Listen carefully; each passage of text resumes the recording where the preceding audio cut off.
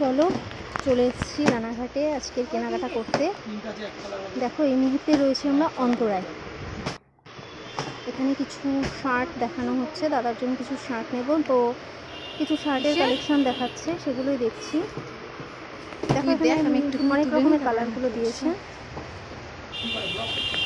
দিদিও পছন্দ করছে, আমিও পছন্দ করছি, যদিও আমি ব্লগ করছি সেই কারণের জন্য ভিডিও করার সময় ওভাবে শার্টগুলো দেখতে পাচ্ছি না। দিদিকে বললাম তুই নিয়ে নে, অসুবিধা নেই, বাড়ি গিয়ে দেখে নেবো। দেখো অনেক রকমের শার্টগুলোই দেখাচ্ছে।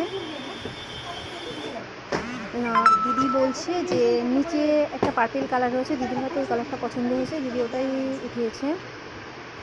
হ্যাঁ এই কালারটা দিদির পছন্দ, কিন্তু আমি এটা নিতে রাজি হলাম না। সুন্দর ছিল, মানে অনেকটা একই কালার হয়ে যাচ্ছে তো। পুজোতে সেম এই কালারই, মানে একদম এরকম না, কিন্তু অনেকটা এই ধরনেরই একটা শার্ট দিয়েছিলাম, সেই কারণের জন্য এটা নিলাম না। আমি বললাম ওই যে সাইডে যে আরেকটা, হ্যাঁ আরেকটা প্রিন্টের উপরে দেখো, দেখতে পাচ্ছ কালারটা অন্য টাইপের, এখানে দেখাচ্ছে লাল কিন্তু কালারটা লাল না, কালারটা একটু মিষ্টি কালার।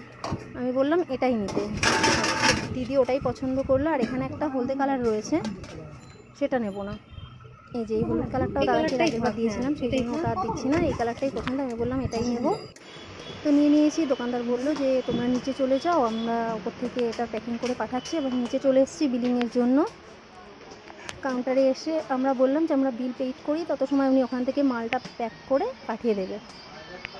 এসছি, ভাবলাম যে না এবার পুচকুর জন্য কিছু নিতে হবে, তো চলে গেলাম পুচকুর জন্য কিছু নেবার জন্য। এই যে পুচকুর জন্য দেখো পিওর কটনের কিছু জামা এখানে দেখানো হচ্ছে।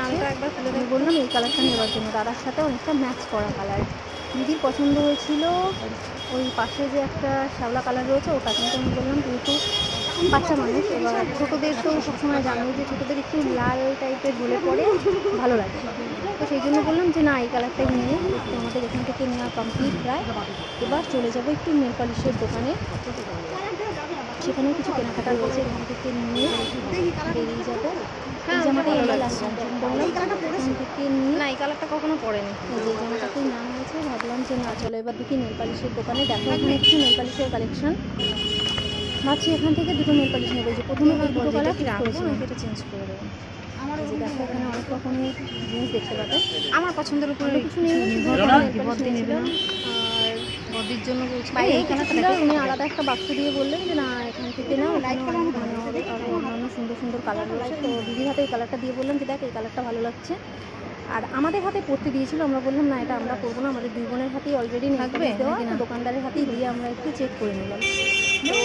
নেল পালিশ নেওয়া হয়েছে। এবার এখান থেকে যাবো পাপার জন্য আর একটা শার্ট, মানে আর একটা শার্ট তো বলা ভুল, তখন সুদের আবার কিছু শার্ট না না এত বড় লাগবে না, গরমে পরার জন্য হালকা পাতলা গেঞ্জি এক সাইজ ছোট লাগবে মেয়েদের।